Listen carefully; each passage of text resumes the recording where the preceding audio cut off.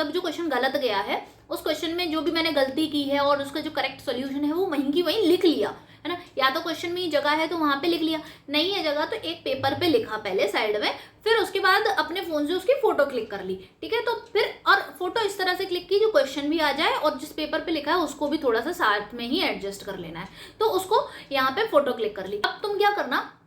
कि तुम अपने फोन में ना फोल्डर्स बनाना, ठीक है, 3 फोल्डर बनाना, एक physics mock test, chemistry mock test और बायोलॉजी मॉक टेस्ट, ठीक है। तो गैलरी में फोल्डर बन जाते हैं, तो इस तरह से 3 फोल्डर बनाना। तो फिजिक्स मॉक टेस्ट में मतलब मॉक टेस्ट में फिजिक्स के जो भी तुमने क्वेश्चंस गलत किए थे और छोड़े थे उन क्वेश्चंस का तुम ऐसा ही करोगे, ऐसे ही केमिस्ट्री का ऐसे ही बायोलॉजी का बना लेना है तुम्हें, जिसमें तुम्हें ये पता होगा कि भाई ये मेरी गलतियां थी, ये मेरे क्वेश्चंस वाली गलतियां थी। क्योंकि मैं इसके लिए ऐसा इसलिए बोल रही हूँ क्योंकि जैसे तुमने अगर मॉक टेस्ट किया तो तुम्हें ये पता चला कि चलो बायो का क्वेश्चन गलत गया था और फोटोसिंथेसिस से गलत गया, तो ठीक है तुम्हें टॉपिक पता चल गया फोटोसिंथेसिस से गलत गया था। लेकिन कई बार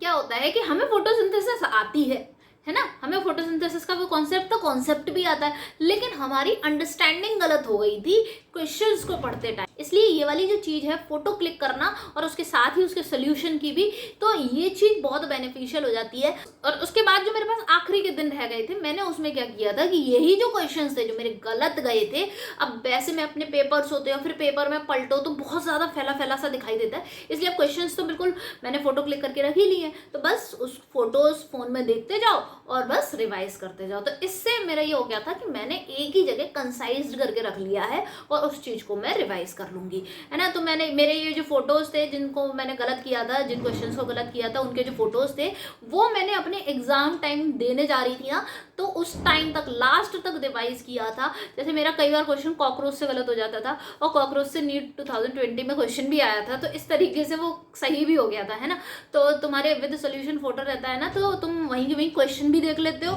क्वेश्चन में क्या गलती की तुम्हें समझ आ जाती है और सोल्यूशन भी साथ में ही लिखा हुआ है, तो ये चीज़ बहुत हेल्पफुल हो जाती है ना। तो ये फोटोज क्लिक करके रखने वाला चीज़ तुम कर सकते हो, ये बहुत हेल्प करेगी तुम्हारी, और तुम विद द क्वेश्चंस उनकी एनालिसिस के फॉर्मेट में रिवीजन कर सकते हो, ठीक। तो ट्राई करो इस ट्रिक को और अपने मार्क्स इंप्रूव करो और रिवीजन करो। All the best.